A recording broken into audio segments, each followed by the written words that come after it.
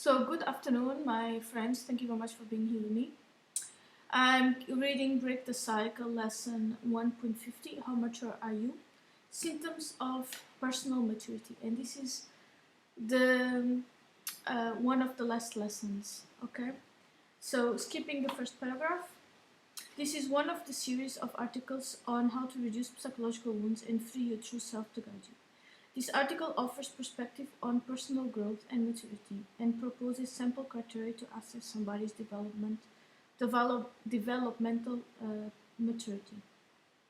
This article assumes you are familiar with all the previous videos. Okay?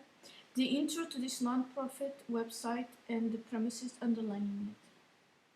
Perspective on your unique personality, typical kids' development needs, Erickson's stages of human development, this brief inspiring YouTube video, The Dash. The link of this article that I'm reading is down below, okay? It's from the website from Peter Garlack, Break the Cycle.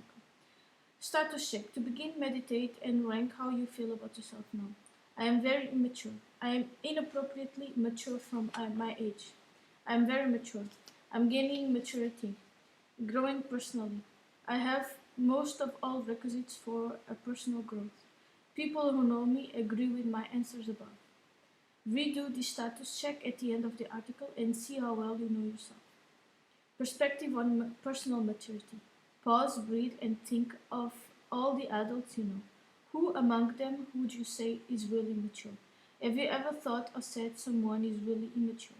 Do you think of yourself as very mature? How do you judge it? Here, maturity refers to the level of mental, emotional, moral and spiritual development, not physical growth. Personal maturity can be viewed on two levels. One, as an absolute relative to some universal idea, and two, as relative to a person's age and neurological functioning, normal or impaired. Be aware of which level you are using as you evaluate someone's status. As a long-time student of human nature, my sense is that most people are only hazily aware of themselves now and over time. They don't spend much time mulling what personal growth and maturity are and how they attain or not. Imagine a 12-year-old asking what is maturity. Try answering out loud. Did you say anything like to be mature means growing up, or be an adult, or be a true adult? If so, then how do you judge when someone is growing up? Well, in my humble opinion, and after doing the research, for me, maturity has to do with the level of conscience you have. Knowing that there are 7 chakras, and knowing that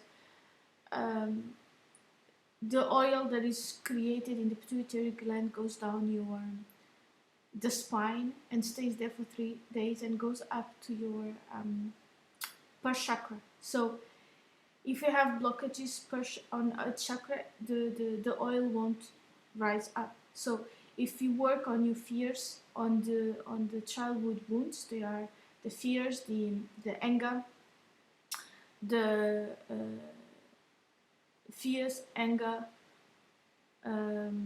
reality distortions, shame, guilt. Then you can go to the upper chakras, open the 4th chakra, that's the heart chakra, where electricity and magnetism come together, and then say only kind words, think only kind thoughts, and illuminate, okay? And this for me has to do with maturity, okay? Are these just intellectual questions, or can they be useful? I propose at least 2 significant benefits. Achieving maturity can clarify your personal identity, I am a holistically mature person, and bolster your respect and healthy pride. Personal Development 101. From cells to whales, all living things like you progress through a natural cycle of birth, growth, and death. At some point in this cycle, living things like people reach their highest potential and their various abilities start to decline. The process of developing your potential can be called maturing. Reflect on all the people you can know directly and by reputation. Can you think of several people who are or were externally able to be productive in some ways? Do you feel they have reached their highest potential? Now identify several people who you feel could have done a lot more in their lives. For example, who have not reached their highest potential in your opinion? How do you measure that? Each of us has a range of natural interests, talents, and abilities which we may or may not develop and use. These abilities may vary from person to person, providing a rich social tapestry and shaping our relationships, organizations, and societies. Questions that confront you and every other self-aware person. Why do some people self-actualize and achieve their highest potential and some others don't? I think that, in my humble opinion, human design has a very good answers why that there isn't. According to human design, um, the tapestry of humanity is 70% made from manifestor generators and manifestor generators, and these have a lower conscience as reflectors and projectors. So for that reason, they are not. They are consciously. They are already on a lower conscious level. So which means that the oil that is made on the pituitary gland doesn't go up to a certain level. They have to work harder or to be among people whose conscience is higher, so that they can be positively influenced by that. Okay. That's one of the reasons. That's one of the points I would start the research. Okay. What am I interested in, passionate about? What are my special talents and abilities? How can I develop and use my talents? What can I achieve with my knowledge and talents? Am I living on purpose? If I'm not, why? What limits my personal growth and development? And how can I adapt and or overcome these limits? Those are great questions. Have you thought seriously about these questions? Can you answer them? If not, why not? Do you agree an effective parenting includes helping kids become aware of these questions, and how do you answer over time? Well, in my experience is that I very often tell my daughter, just because an adult is an adult, that doesn't mean he knows the answers to your questions, first. And second, that doesn't mean he's more intelligent or smarter than you are, okay? Or it has a higher emotional development, because yes, I already came with the third eye open, so I saw already things that most people still don't see. Okay, the difference is that now I can express into words and sentences exactly what I think and feel, and that time I couldn't. I was just paralyzed. Okay, a shallow view of personal maturity focuses on achievements and fame in some field. For example, it's tempting to label people like Albert Einstein, Thomas Edison, Marie Curie, Walt Disney, Washington Carver, Joan of Arc, Ellen Keller, Genghis Khan, George Washington, Edgar Cayce, Desmond Tutu, Herodotus, and Mother Teresa as mature. But are they really? What about Adolf Hitler?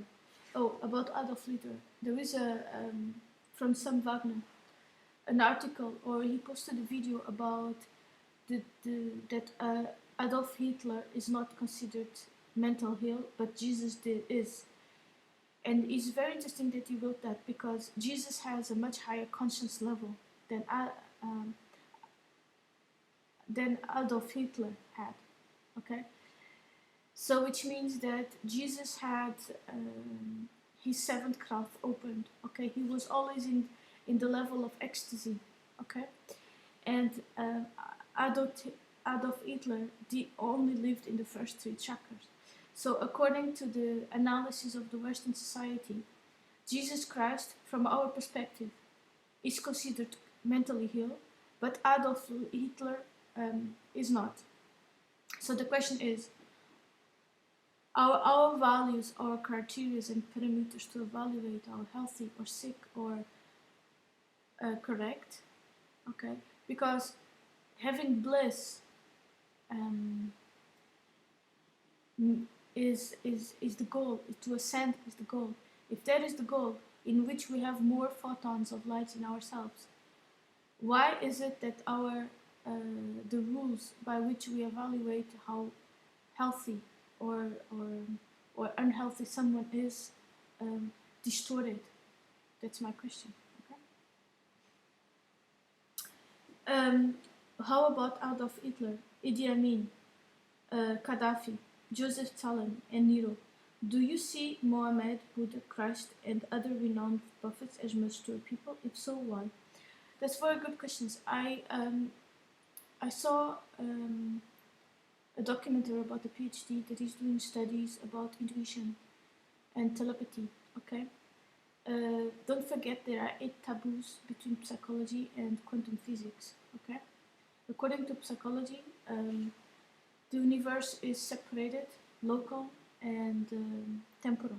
But in quantum physics, space and time does not exist. Okay, it's like in Hinduism and Buddhism. Here is there and there is here. There is no time and space. Okay, and according to quantum physics, the universe is mental. Okay, so you can have the life you want just by aligning your core beliefs, your thoughts, your feelings, emotions, and actions.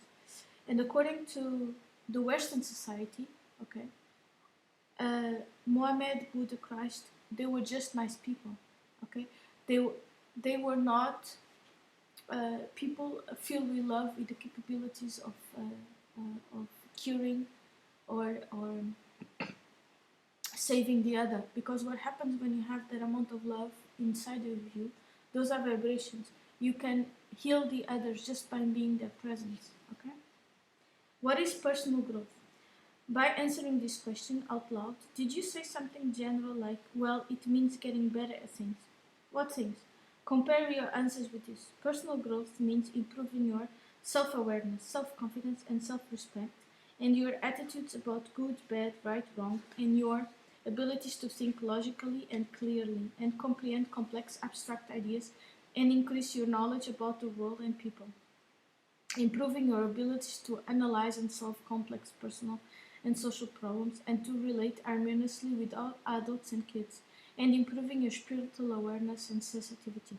I agree with this. My question is how smart or how intelligent does one have to be, and how emotionally intelligent does one have to be in order to succeed at that. And personal growth also means learning to feel genuine compassion and empathy for yourself and other people. This is the opening of the 4th chakra.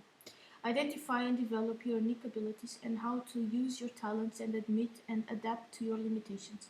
I can sing an aria, but I can't play the banjo or cook a souffle.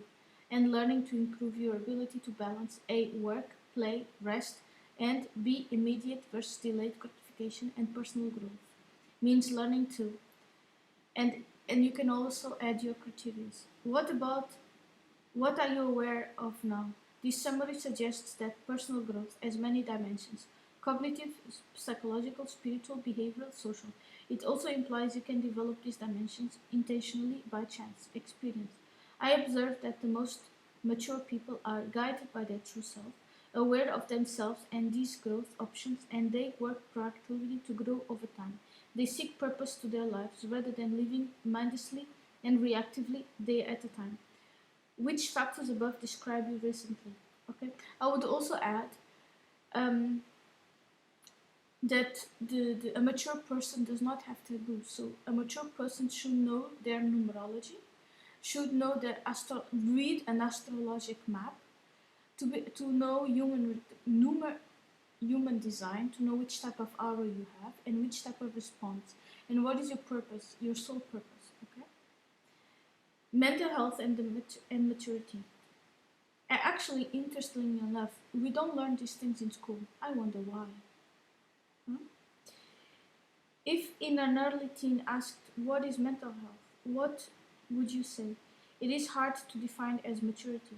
One way to sharpen your definition is to think of examples in your life of people who feel are mentally healthy or mentally unhealthy. Which criteria do you use? Well, as I'm a projector, I feel how their dissonance, okay, how the energy in themselves is dissonance, and I feel the negative emotions. So for me, it's easier so that I can distance myself from such type of people, okay? Because yes, we can't give power to people that cannot control their emotions. They are not mature. I've studied these questions professionally since 1979. In my opinion, mental health can be measured by 5 core variables. The person has no organic brain dysfunction, and she can consistently perceive sensory environmental information accurately and process it appropriately, according to local social norms, and perceive her or his local long-range needs accurately and fill them problem-solve effectively. And he or she is consistently self-nurturing versus self-neglectful, and has no significant symptoms of these 6 widespread psychological needs. This covers a wide range of traditional mental health, personally, and mood disorders like bipolar, obsessions, compulsions, illusions, borderline, manic depression, poor impulse control, narcissism, depression, social anxiety, etc. How does this definition of mental health compare to your definition? Clarity on it will help you to answer this. For perspective, read this review of mental illness when you finish here. Does maturity depend on mental health? Try answering these questions out loud. Who's answering? You, self, or someone else? Other factors. Consider these related questions to see what you believe. Does personal maturity depend on knowledge? Yes. Which type of knowledge? Knowledge of the self, of course. Does maturity depend on IQ, intelligence? Well, IQ is just a number that identifies how fast you learn. Sam Vakman made an observation in one of his videos that says that just because someone has a high IQ, that doesn't mean they are emotionally intelligent. Does maturity depend on life experience? Yes, I agree. Does maturity depend on wisdom or vice versa? I think it does. Okay. The most important answers of these to your questions, you are the most apt to answer them wisely if your true self is guiding you. Is she? Yes, of course. The point. Personal maturity is a measure of how well you have developed many dimensions and approaches of your highest potential. So, if you can't envision and describe your highest potential, you can't meaningfully rate your current maturity or intentionally improve it. Do you agree? Yes, I agree. But to find your highest potential, I saw a quote from Tanya Gabriel. She's an astronomologist, and she says that excellence demands constant attention to education. And I think that is the goal. Constant attention to education. Okay. What determines, and this is what maturity is. Maturity is excellence, or is the Beherrschung, as the Germans says, is the mastery of your own craft. And your own craft is the master of your emotions. Because we are creators, we can create by aligning your thoughts, emotions, feelings, and actions. What determines personal growth? Reflect and answer this question out loud. Then compare your ideas with the premise. Personal growth towards full maturity depends on many factors. Use this key checklist and learn about yourself. Key: early childhood environment from low to high nurturance, which depends on each caregiver's holistic health, knowledge, and priorities. Early caregivers' attitudes and values, for example, unaware, passive, pessimistic, purposeless, to self-aware, goal-oriented, optimistic, focused, and purposeful. Self and social awareness. Key: an empowered versus disabled true self and an harmonious inner family of personality subselves. Evolving realistic self-esteem, self-confidence, non-egotistical self-love, optimism, and a clear personal identity. Open-mindedness and a steady motivation to learn. One or more mentors and or heroines inspiring people. Wanting to learn effective relationship, communication, and problem-solving skills. And the rate and extent of your personal growth depends on acquiring and maintaining a nurturing support network, perhaps including a benign higher power. Discomfort, needs. This minimize personal complacency, and stagnation. The ability to see opportunities for growth in all situations. That's a great skill to have. Wanting to understand people, including yourself and the world. That's what I call widening your perception. Living in timeless guidelines like this and adding your factors. How do you feel about these sample requisites for personal growth and maturity? Which do you feel are the most important? How many of these factors do you have now? How mature are you? Use what follows to clarify A. How well developed you are, and B. Ways you want to develop further. The less distracted you are, the more accurate your response of this inventory will be. Option: print and store this where you can find it and review it in the future to guide your personal growth. This inventory is illustrative, not absolute or complete. Edit it in any way you want it or make it fit to you better. The inventory is divided into several dimensions: your personality, attitudes, emotions, priorities, and abilities. Thoughtfully rank each of the following items from 1, false, low, seldom, never, to 4, true, high, often, always. If you unsure, circle a question mark. Option: journal about your thoughts, emotions as you fill this out. Recall, underline links below will open a new page, and other links will open an information pop-up. My personality. These 7 factors will make the most sense after you study lesson 1 in this website. First, how well is my how do I tell? I know how to tell if my true self is guiding me. Yes. My true self guides me in all situations. Yes. I try to, except when I talk to my mother. I'm sorry. I have identified all my personality subselves. I know how to have dialogues with my personality subselves. I don't have personality subselves anymore. I don't have voices in my head. I don't have the critic. I only have my higher self's voice. I don't have this anymore. I don't create criticize. Okay? It's true that I've worked very hard to be like this. So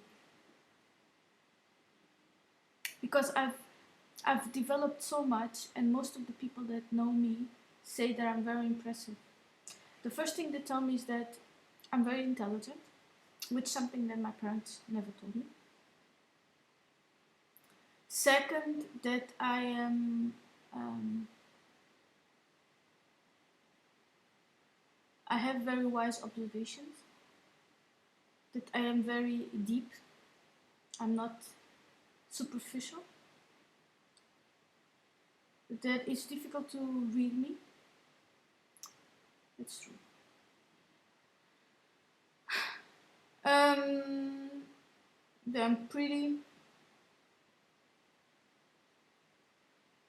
Yeah. Self-assured. That I know what I want. I have life purpose. It's interesting that my parents never saw that. I wonder why. Everybody sees it, but they don't. Why? The only thing that my parents tell me is that I was too sensitive.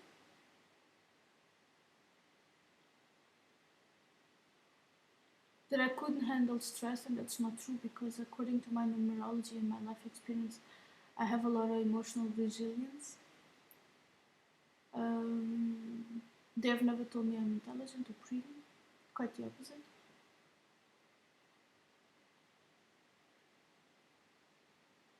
Yeah. Yeah. So I actually am very proud of my successes. My success in life is to I've cut all the psychological bounds with them. I don't care. A long time ago, I read an article that explained. I made a video about it. Will I ever be good enough? It's daughters of narcissistic mothers, and she says that you need to grieve your mother. And yes, for me, I'm gonna say something is very harsh. They are dead for me for more than 10 years. So I visit them, but I don't. It's like talking to strangers. I know this is very hurtful, but they were not good parents to me. They paid my bills, they paid my university degree, but emotionally they really tried to destroy me. So, and they don't understand that. They don't understand. They do understand, but they don't accept the reality of the past. Okay, for them, I'm just an ungrateful daughter, and I don't care. I don't care about what they say. They don't pay my bills, so I don't want them anything. I owe myself my own happiness. And actually, I just had a conversation with my daughter and she says, I'm happy I never met them. And I'm so happy she doesn't depend on them emotionally. What they want is that they just want to take pictures with the grandchildren in order to post on Facebook. They really don't want to be with us. So that's it. So, I have number 3. I have identified my personality subsets. 4. I know how to have dialogues with my personality subsets. Yes. 5. If a false self controls me, I know to free my true self. Yes. I know which of my subsets cause my psychological wounds and major non-biological limitations. I am making progress and reduce my psychological wounds. Yes. My key attitudes and beliefs. These share your goals, relationships, achievements, and satisfactions. 1. I believe all people are basically good and evil. Versus evil. No, I don't believe this. I believe mistakes and problems are opportunities to learn and grow. Glass half full. Yes, I do. Every able adult, including me, is fully responsible for the quality of their own life. Yes, I agree with this.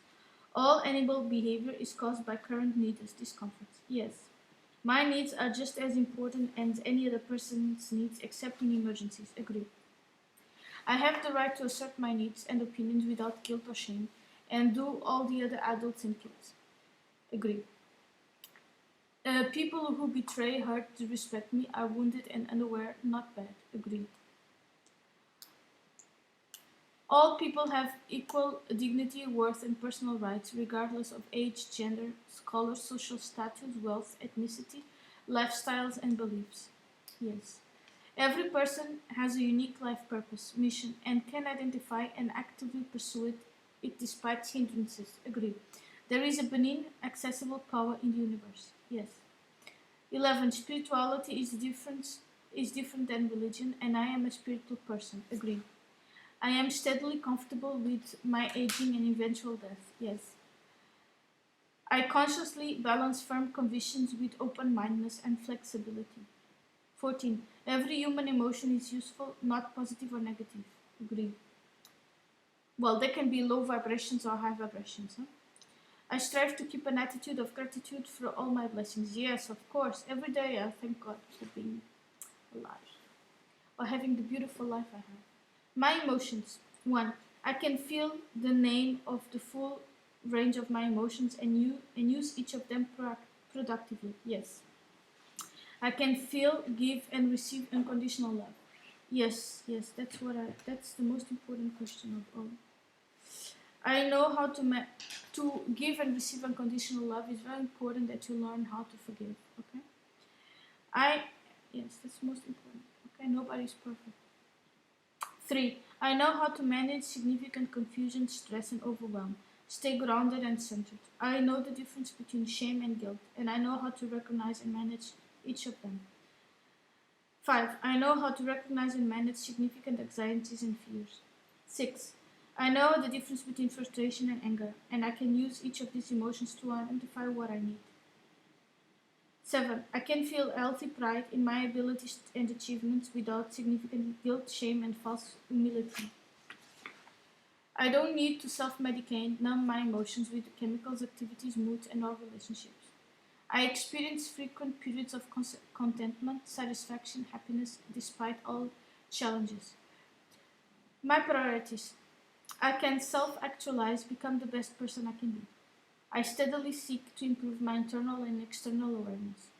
I value balancing work, rest, meditation, and play daily and over time.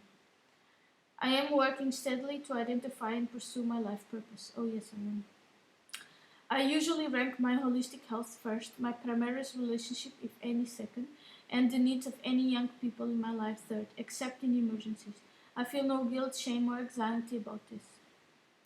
I am steadily focused on improving my thinking and communication effectiveness and teaching young people to how to do this. Yes. I have to add that certain cultures are easy to achieve these goals than others. Okay. I steadily value learning from study, experience, and reflection.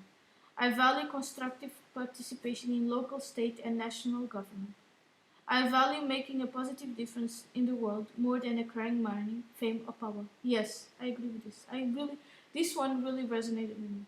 Well, as you can see from all the time that I've dedicated to read these lessons, the total website really resonated with me. Okay, I invest time and energy protecting our natural environment. I see little value in replaying and regretting past decisions and mistakes. I focus on the present and the future. I do what I can to alert people to the toxic links and unawareness cycles. Yes, I do, and that's the reason why I created the channel. My abilities. I love and respect myself as a unique and worthy person. I am able to form and maintain healthy versus toxic relationships and bonds. I am able to empathize with most other people.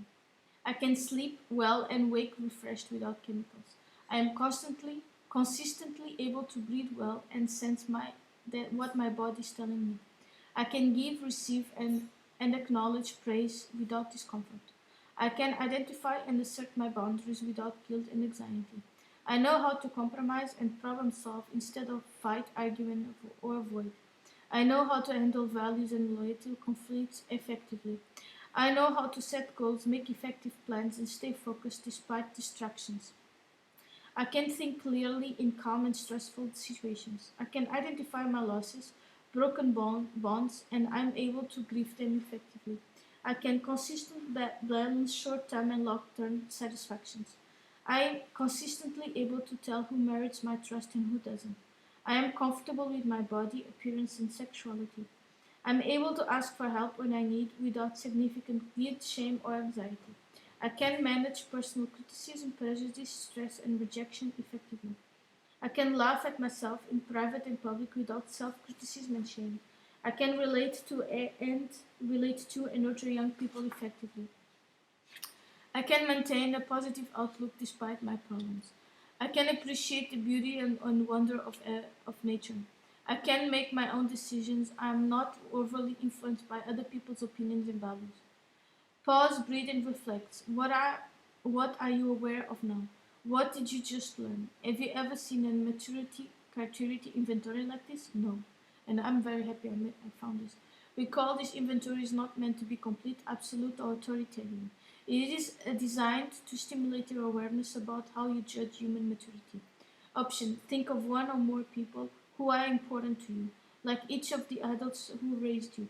When you are undistracted, rescan the inventory and send how mature they are, each were or are. Notice how that affected you or affects you, respect you and empathy for them.